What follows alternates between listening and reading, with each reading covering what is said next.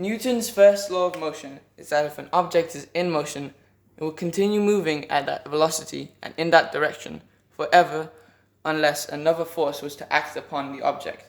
For example, if the astronaut is moving through space at 10 meters per second, he will continue moving at 10 meters per second through space unless he was interrupted by some other force such as the gravity of another planet.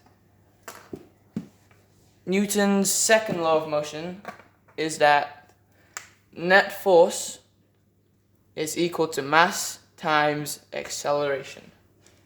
This means if our spaceship was moving through space at 100 meters per second and had the mass of 10 tons,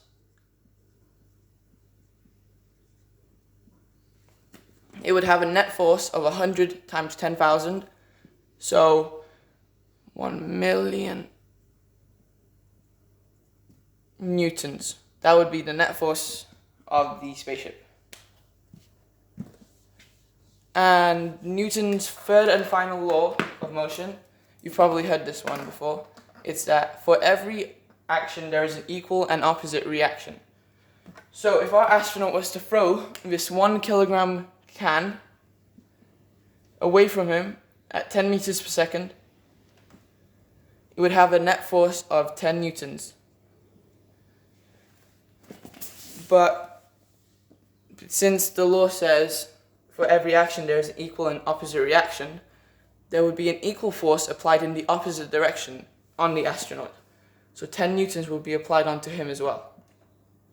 But he would not move away from the can, from the starting point at 10 meters per second. He would move away, depends on his mass actually. So if he had a mass of 100 kilograms,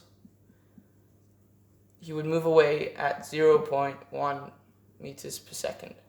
Since his mass is 100 times that of the can, his velocity would be 100 times less if they had the same net force.